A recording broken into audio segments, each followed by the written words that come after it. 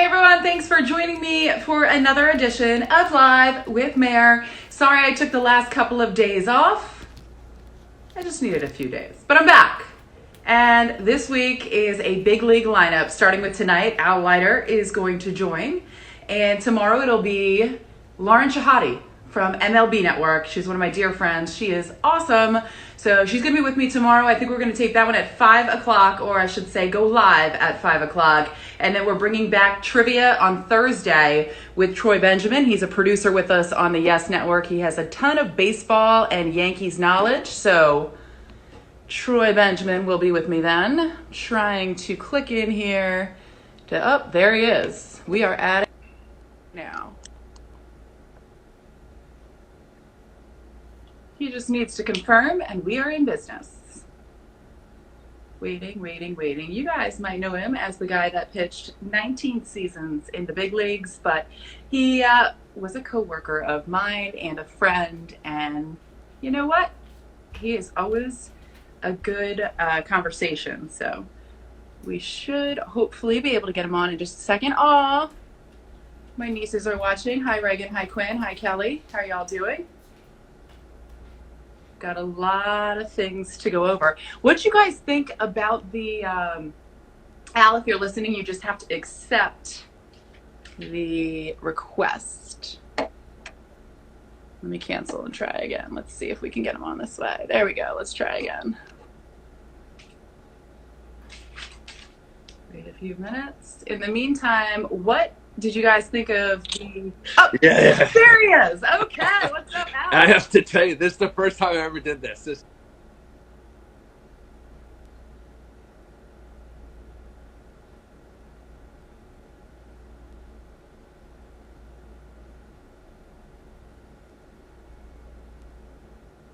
is so fun. Isn't it? And everybody, as you can see on the bottom of the screen, everybody can send you notes and ask you questions and respond along the way. This is a little scary. It is. It's a bit of a wild card, I'll be honest. All right. Now, let's start here, Al. All right, so I actually, for the purpose of this, because my daughters, because I started growing it, right? Like everybody's doing whatever. And mostly gray through here, which, you know, I'm getting older. So as I told my older daughters, I was like, yeah, I'm going on with Meredith from Yes. And she's like, Dad, you look so old. You got to, because through here was gray. So I actually, for this, Meredith, I shaved here, but I kept this. Well, see, now I feel bad because I made you go the extra mile, and we are very casual here. I could go get the clippers and shave it live, maybe. I don't know if that's what the people are asking for, but if that's what you want to do, I'm not going to stop you. No, I'm good. I think for years, I believe it was Derek Jeter accused you of dyeing your hair. Yes, well, every single time. And now we know Derek was just jealous because he doesn't have any hair. So it came down to that.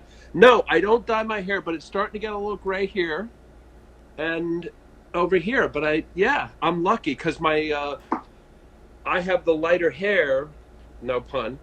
My older brothers, John has dark hair. He was gray early. Carl lighter hair, Kurt dark hair, and Mark dark hair, and they all gray. Yeah. So whatever. I mean, that's definitely what people want to talk about someday. Right but looking good. I'm glad to see you. I have not talked to you in a while. Now, is the family okay? Are you guys doing okay? Yes. Thank you. Knock on wood. We're obeying all the what's being suggested by the smart people, and hopefully by all of us doing what we're told, we'll get past this sooner than later. And move on, right? I mean, for the purpose of what we do, I hope baseball comes back sooner than later, of course, right? How you doing? You're in Clearwater? I'm still in Clearwater. I'm in Florida.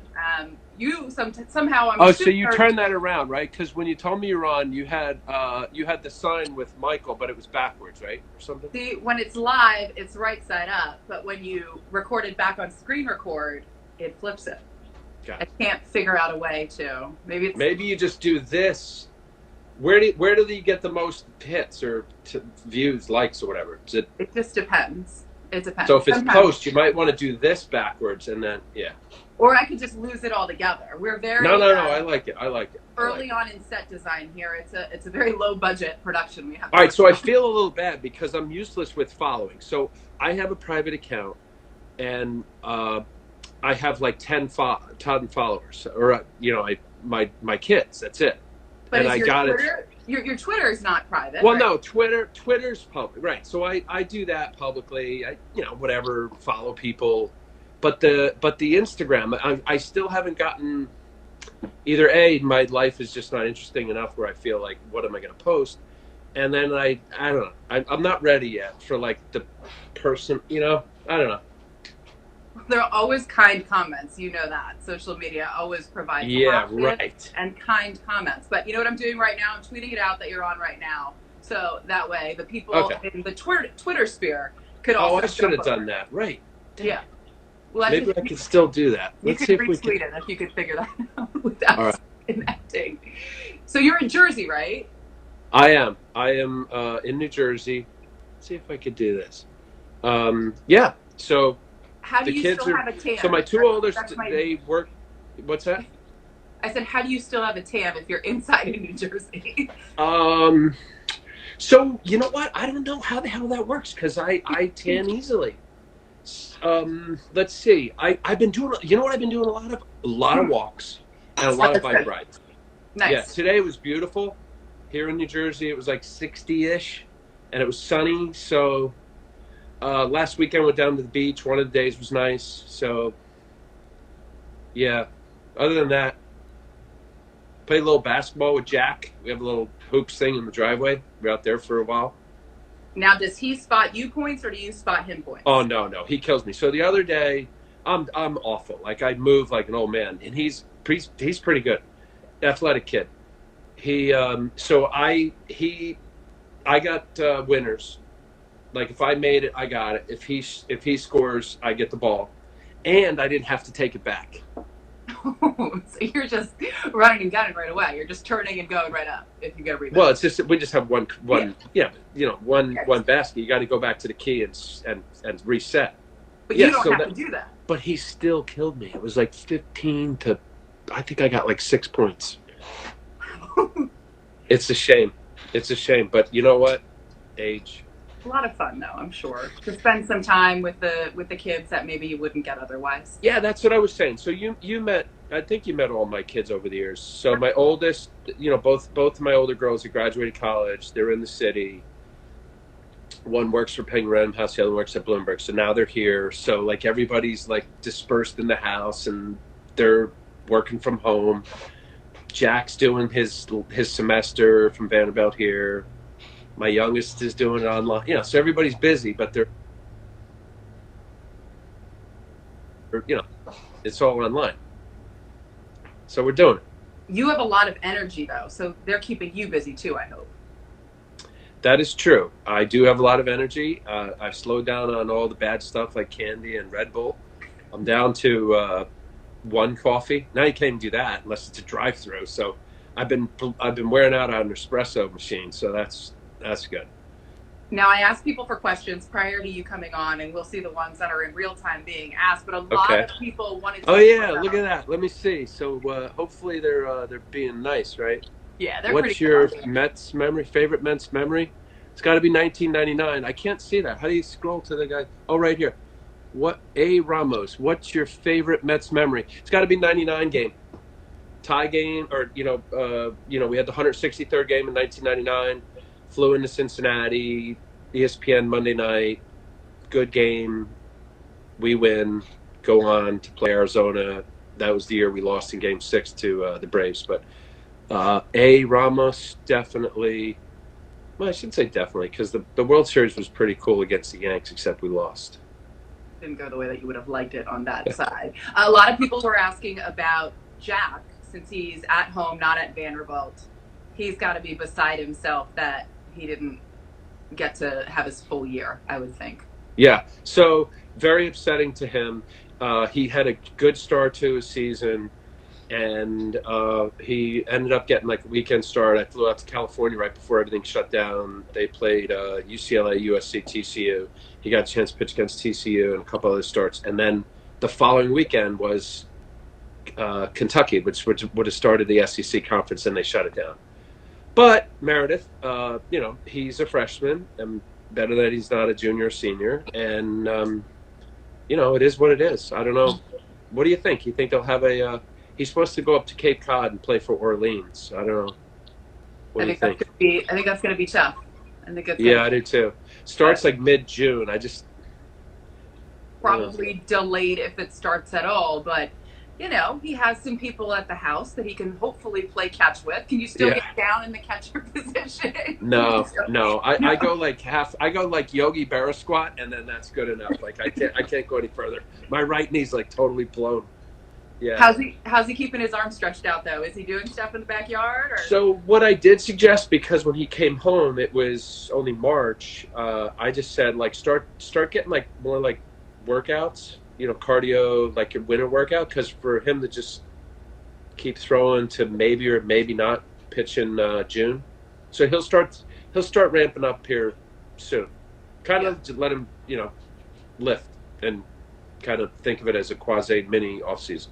Now, when you look at what he does to prepare, even though he is not yet at the big league level, but could have been drafted this past year, how different is his training regimen from what you did, and how much input do you have on the way he goes about his business and saying, hey, I think you should be doing this, or lay off that? So, Meredith, I would say, first, it's not even close. Like, I'll be honest with you. I'm going back now a long time, I guess.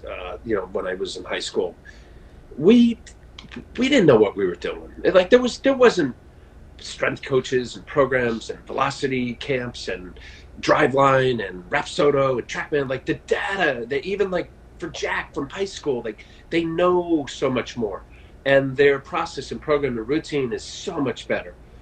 What I did a few years ago, because I knew he loved it, I just said, look, Jack, this is what big leaguers do. This is what I did. Here's a modified version of it. This is kind of the routine. If you're going to be consistent on the mound, you have to have a consistent routine and a workout, off the field. And he's a worker. He's a worker, and he loves it. And that's a great combination for whatever you do in life. And he wants to get better. He wants to be good at it. He wants to be great at it. So all those things, and then his knowledge of kind of picking things from here and there, the short answer is I don't have to tell him anything now. Like he's got a really good process. Yeah. Do you ever look back? I mean, you had you played 19 seasons in Major League Baseball, had a very good career. Do you ever look back and wonder if you had all of this stuff accessible to you, would it be different? Would it be even better? Oh, wait, yeah. Yeah, it would be better. First of all, Meredith, I pitched in a time when Billy Martin was my first manager in 1988, and I was doing He let you throw like 160 pitches one No, day. Dallas Green did, yeah. Yeah, 163 pitches. He said he was trying to stretch me out. So what? Could you imagine like Aaron Boone or somebody doing that now, and like after the game they're like, "What were you doing?" It's like I was trying to stretch him out. It just wouldn't happen. But Billy Martin in 1988, after one of my starts, I'm in the training room at Old Yankee Stadium, and I'm doing like the little 5-pound cuff weights, just the little rotator cuff stuff. And he walks by, he's got his flip-flop, he's got his shower shoes on, pair of cut-off, like, long john underwear. And he looks at me, he's got a cigar in his mouth. And he's like, what's wrong with you? And I honestly did this. When he looked right at me like this, and I went like this. I was like, you talking to me? Like, I made sure he didn't want to piss Billy off. And he's like, yeah, what's wrong with you? I was like, nothing. I'm just doing my cuff weights. He goes, you want to strengthen your arm, you go out and long toss. Don't lift weights, blah, blah, blah, blah, blah. And I'm like, all right, I'm not going to piss Billy off. So that was the mindset for that generation. And Billy played in the 50s, right? It's 50s, 60s. When did Billy play? I guess late 50s or mid 50s, right? Yeah, after Phil Rizzuto. And I used to have to hide when I did my cuff weights. Meredith, cuff weights, not heavy weights. Right. 5-10 pounds of just like these shoulder exercises. So you talk about what the kids are doing today and their process and program and routine. It's not even close, which is why all these kids are throwing 95 miles an hour. They shouldn't be at 17, 90 plus at 16, 17. And I think that's the number one culprit in many, it's not an easy answer, but for all these arm injuries. These bodies, these young kids are just they're not ready to throw so hard so soon. And they're throwing so much too. I know there are restrictions on how often they can throw in a lot of those leagues now, but compared to maybe when you were playing, maybe there weren't as many, travel teams and all those extra leagues that you can get into. It was your season, and that was about it. And then you. That is true. Meredith, I will say this: over the last couple of years, it has gotten better with respect to pitch counts. Little League Baseball got on board. Perfect Game is using pitch count guidance. All of the states in the United States now have high school guidance rules of how many pitches and how many days off and all that. And that all just really has taken place the last few years. Yeah. I mean, literally, it's turned. So you don't have some crazy coach who pitches a kid in high school on a Tuesday and throws however many pitches, and then pitches on Saturday. That just doesn't happen anymore. So it is getting better with respect to that. But I agree with you. It's a year-round thing. I played football, I played basketball, and I played baseball in high school. So I wasn't playing baseball all year. Yeah. Then that probably helped. Now, a couple people joined. Jessica Mendoza says hello. That was a little while ago. And my dad figured out how to use Instagram. He was very excited about you coming on tonight, so he's watching as well. How come I can't see all this? Where does this? Oh, okay. You got the bottom. Maybe I don't want to see it. All right. Who else? Toddy. Oh, I never got a chance to tweet it. Tweet it. Tweet it? Yeah. All right. I'm listening. Okay. Well, there was a little bit of news in Major League Baseball today. It actually broke late last night with the Jeff Passan report about Major League Baseball really thinking outside the box, possibly using Arizona as a central site and having all the teams there in hopes of starting the season by the end of May or June. Do you think there is any realistic possibility that that could happen? I know Major League Baseball sent out a press release today saying they're exploring, but that certainly is by no means what they are doing at this particular moment. But do you think something like that could work? Maybe. I don't know where they're going. I don't know.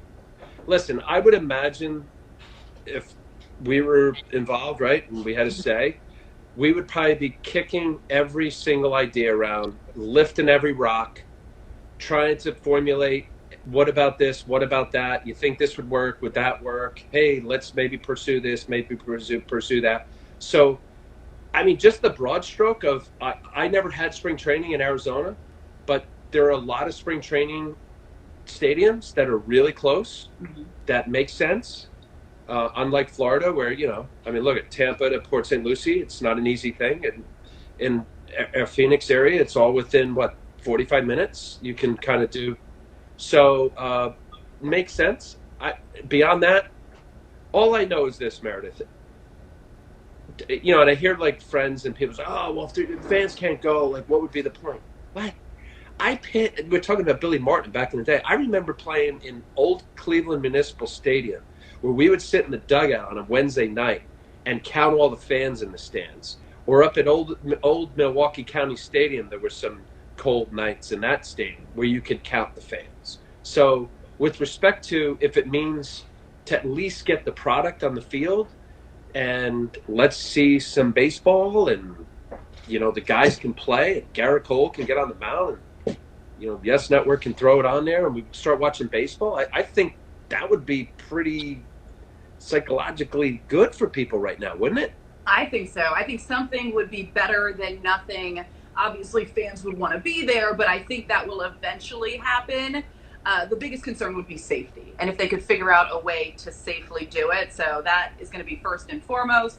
The Players Association would need to come to some type of agreement if they are going to have this abbreviated schedule in a kind of wacky way. But the fact that they are talking, they are thinking outside the box, and they are trying to find ways to bring baseball back safely, I think is good. Now, one thing that was listed in that report was going to automated umpires.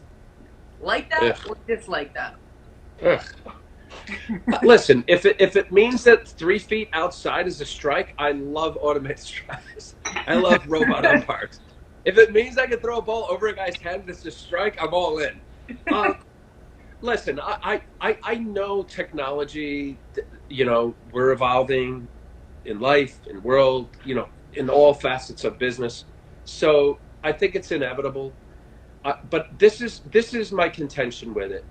I think the more that you remove the human element, the more you remove the human element. I know that sounds stupid, but there's something endearing about the imperfection of live performance. Mm-hmm. We are not robots. We're athletes. We fail. We make mistakes. We give up runs. The guy strikes out with the bases loaded. It's a human body. It's not a robot. There's emotion and there's feelings and all of that plays out. And I think of, not to keep going back to Billy Martin, but, I had Billy Martin and Lou Piniella as my manager. Like, that was a cauldron for something kind of like, is Billy going to do something crazy tonight? Yeah. And, not to say that it should be about that, but, that emotion, the more we take that out, it becomes very antiseptic, in my opinion. And, even as I say it, Meredith, I know as we move forward, it's going to get to that. But, the headset, the no more Earl Weaver running out there and complaining. I was watching on an MLB network. I was captivated. I really was. I know we want live baseball, and I want it, but we're doing like year by year MLB network. And I watched like 76, 77, 78, 79, 80. I think it was this past week. And, when Reggie Jackson moved his booty to the right and hit the ball, averted a double play and run scored in 78. And Billy and they mic'd Tommy Lasorda out to the umpire. It was just great, like great theater. That's what we're losing when we put more computers and robots. Theater. We saw some of that theater on the Yankees end last year when Aaron Boone had that rant that went absolutely viral, and people loved it. I mean, it was endearing to Yankees fans. They rallied behind him. It was a rallying call for the team. And I think a lot of times over the years when a manager does go out there and stick up for his players, that's what winds up happening. The team gets behind him, and you sometimes see some type of a boost. Somebody else wants to know, have you reached out to Wait, is this good right here? So on Twitter, I just said, I'm doing a live Instagram chat with M. Marakovits, come join us. Is that all I need to do? Yep. Yes, would M. Marakovits be M. Marakovits?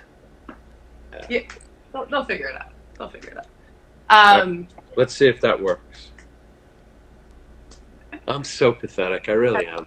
I love it. All right, let's see if that does anything. I'll try to get all the haters. If you've talked to your dear friend Michael K., if you've reached out to him at all. You want me to do it right now? Say, Michael, why don't you ask us a question? Here we go. Oh, he's doing something for Yes Network right now. He's shooting Jeter's 3,000th game. Oh, well, he'd have a minute to pop over here, wouldn't he? I do not know. Let's give it a shot. We can't have Filippelli getting mad at us, right? Oh, I'm not with you guys anymore, so I don't worry about that. Oh, my God, Flip is bad. Do you miss working with us at Yes? I do. I loved it. Honestly, it was a great 12 years. My feeling was I think there's like a shelf life to it. I know there's people who do a great job for a long time. I just thought it was the right time. Flip gave me the opportunity the day I retired in spring training of 06. And when Flip said, hey, you want to do some games? I thought it would be like take 06 off and start doing games in 2007. And about, in less than a month, I'm doing a game with Michael and Jim Cott, actually. And I was like, wow. And 12 years, Meredith, boom. How long have you been there? This would have been my 9th season. Wow. Right? Crazy. Jeez. It goes fast, right? It really does. Yeah, but you look great. You look the same. Oh, well, thank you. Thank you. Have a nice day. Okay. It is crazy, though. You're always a guy that's very animated in the booth. This might be the first time I've ever had a conversation with you where you have not inadvertently hit me to get my attention to tell me something. And that's so bad. I apologize. That should not happen. Oh, man. But we miss you. We miss you. You do it on the network, too, when you're doing the morning show. Oh, I know. I can't help it. Listen, I am definitely a flawed human being. I will admit that. Not in a bad way. I've got my issues. There's no doubt I'm not perfect. I try. There's nothing malicious that I do. I don't try to hurt people. I'm saying it in a fun way. It's hilarious because you just Yeah, but I mean, when you bring up the Yes Network stuff, I won't bring up like the critics, but like, come on, man, it's a 3-hour baseball game. No, I'm saying like people who the haters who just like look for stuff to hate. Could you imagine if every single day you just looked at people and figured out why you hated everybody? Wouldn't that be a crummy way to live? It really would be, but that just kind of tells you where these people are at. Like they're actually actively finding you on social media or watching the game and finding a way to tell you how bad they think you are. Like who goes through that much effort? What do you do in your life, right? Yeah, I feel bad for them, and I know there's like mental health stuff and all that, but I feel bad. Like if that's your jollies of like being nasty to other people, and you get a kick out of that, I feel bad. Yeah. And there's a lot of them out there. Unfortunately, I tried to direct message Michael, but I don't know. I don't think it worked. Oh, I don't know what you're doing over there. Don't you have Michael right here? Direct message. Yes. All right, he's not going to respond. He was very excited about reliving Jeter 3000 today. Oh, how about that life, huh, Derek? Your 3,000th hit on a guy who doesn't hit home runs. Have an amazing day, and your 3,000th hit is a home run. Are you kidding me? Yes. Yes. And Michael had a wonderful call to that home run. Yeah. Oh, they're playing that game right now? Yes, on the Yes Network. So when you're done here, you can switch over there and you can relive that again. All right. All right. There are a couple more questions. This one not baseball related, but you're a Jersey guy, and somebody wants to know what your favorite Springsteen song is and what it was like to meet him. So I liked a few songs. My go-to song was Born to Run. I loved it. Great song. And then I started doing Rosalita after, like kind of go between those two. Listen, I grew up in the Jersey Shore. It'd probably be like if you grew up in Florida, you have Jimmy Buffett on somewhere.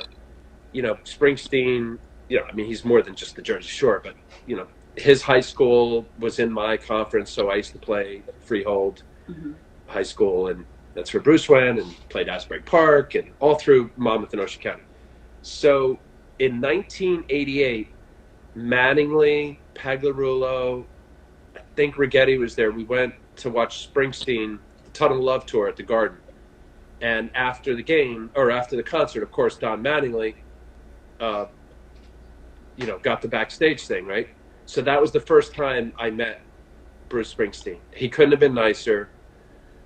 His guy, as you used to call him, his guy, was Terry McGovern. He's passed. And he kind of took care of people, like Bruce's, whatever. Like, you know that, what I'm talking about. And over the years, since 88, wherever he was, like, he was very nice to me. So I guess it was the end of his tour in 02 or 03. I think it was 03. And he asked me to come up and bang the tambourine with Patty on Rosalita. And I said yes. I mean, it's crazy, but beyond surreal. I hate when actors say it, but the difference between what an athlete does and what entertainers do, even though you're performing in front of a lot of people, you perform as an athlete, you're performing against your opponent.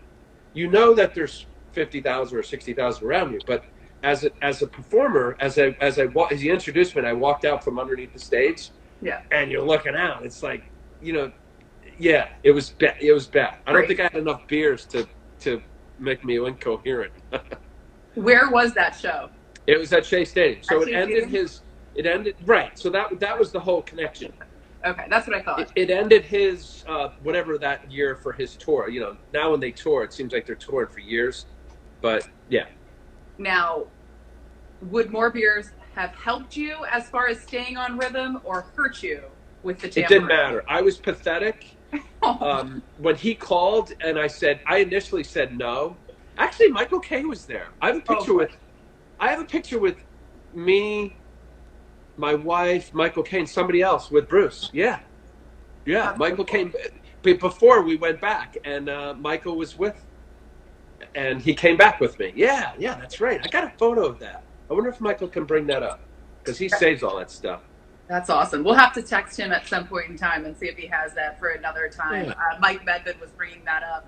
on the scroll there. And another person from Yes Network, Luke Miller, has weighed in and said, how many pens have you, quote unquote, borrowed, aka stolen, from graphics guys over the years? Boy, that's terrible. I know. They're just all listen, and you know, and I'm finally glad that they started to be like, hey, that's my pen, because they come in, and it's twofold. So when I did the games, and it was infrequent, right? I started out with like 50 when Flip gave me some games, and then it went down to like I don't know. I think I ended up doing like 30, right? So I would go in the truck before my game, and I thought that was it's cool. Say hello to everybody, right? And I would do my little scout report that we used to, right? The hitter scout report, pitch, and I would always, I would use the pen, forget that I used it or borrowed it. So for all those, I owe you pens. Now, you're always going to be a favorite at the Yes Network. We all love you, and some people are watching. There's already a text chain in effect, and Michael was informed from another employee that you've been trying to DM him, and his response was, you just got to try harder. It's not there. What the heck? I don't know what you're doing. All right, so I go to DM. You got to DM somebody, right? Yes. Search Twitter, MK. All right, I'm in Michael K. So how do I? Let me see here. How do I DM? You just click the little envelope thing, send message, and then... I know, but this is my problem. I normally do it on my phone, so like this is the first time I'm on, like,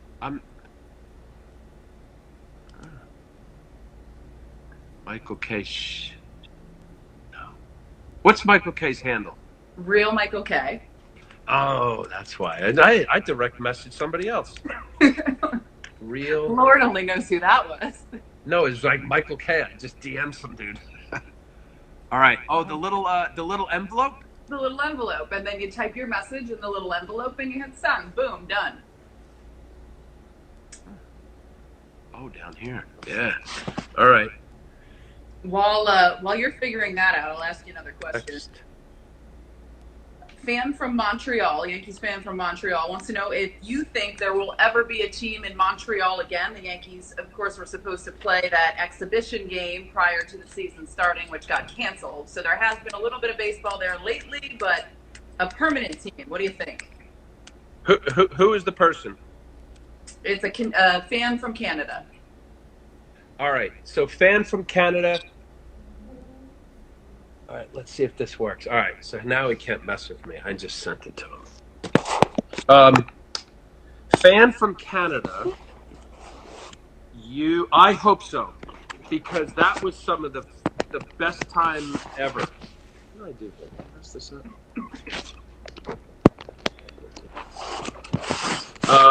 Best time. Loved Montreal. There's not a player on the planet that didn't like going into Montreal. When I hear about it, it excites me, even though I'm not playing anymore, to think that baseball would be back in Montreal. I think it was a great place. I know at the end there, they knew that they were losing the team. I didn't like the Olympic Stadium. It just wasn't a baseball stadium. It's huge for the Olympics. If they put something, retractable dome, downtown, that would be awesome. That would be awesome. I've never been to Montreal. I'm all in. So looking forward to it. I hope it happens. Yeah, me too. Did I mess this up? Did I have this sideways or? Yeah. No, you're good. Okay. Favorite moment as a Yankee? Favorite moment as a Yankee? It's got to be my debut, September 1987. I get called up from Columbus. Bucky Dent was my manager. Says you're going to New York. I honestly was not being a smartass. I said, for what? And he's like, you're going to the big leagues, you idiot. I'm like, oh my God, yeah, that's right. I'm a baseball player. So I pitched against the Brewers. Listen, there was injuries, there were blisters, and then I'm 23 years old and they traded me. Like, boom. Like I didn't do enough. I didn't do enough with that. And then I'll say the next one would be in 2005, my last year, the Marlins trade me to the Yankees, and I pitch a Sunday night game up in Boston Against the Red Sox. Yep. against the Red Sox, and it was a well-pitched game. We win. Fast forward the end of 05, we tied the Red Sox, and the tiebreaker was head-to-head, and we win the division because our head-to-head was one game better than theirs. So yours truly won the division in 05. That's awesome. That's awesome. No, I did not. I had more bad games than good games. Well, yeah. The debut, I love hearing when guys talk about when they got called up and how it happened. Do you remember every detail from that game, or is it just a blip on the radar of your career? I wouldn't say every detail, but listen, it's a long time ago now, right? So 87, 97, 07, 17. So it's over 30 years. Look at that. I remember walking across from left center field where they stacked the bullpens back then. Yep. And I'm with Mark Connor, who was the pitching coach. Lou Pidell was the manager. And I remember walking across to get in the dugout for the first inning, and how nervous and jittery my body was. Ran out, warmed up, and my legs were weak. Like the old proverbial knees were knocking. And the first pitch of the game to Paul Molitor, who played the Brewers, he hits a ball really late foul, like over like the Yankee, what would be the Yankee on deck circle. And I remember like almost put a hole in a seat or something crazy. And then he hits a blooper in front of Winfield. Anyway, my first 6 outs were strikeouts. And the other thing I remember is Mickey Mantle and Hawk Harrelson did the game on like Sports Channel. Remember Sports Channel? It was like it was before MSG. They had Sports Channel. Or I think it was Sports Channel. But how cool is that? My debut, Mickey Mantle was doing the game. What did he say about you? That's what I'd like to know. I got the VHS, and he was complimentary. It was all good. Like, it was nice. But just to have Mickey Mantle talking about you during your debut, I mean, that's unbelievable. That's insane. Right. That's what, like, that's pretty cool. Yeah. Because I don't think he did many games, and it was my debut. Yeah. Favorite teammate as a Met? John Franco. And look, there's a lot of them. One thing that Johnny did that was really good, and we kind of adopted, which I'm a big believer of. I am a huge believer. I don't care what analytics department says. I don't care what the computer says. Team chemistry is vitally important.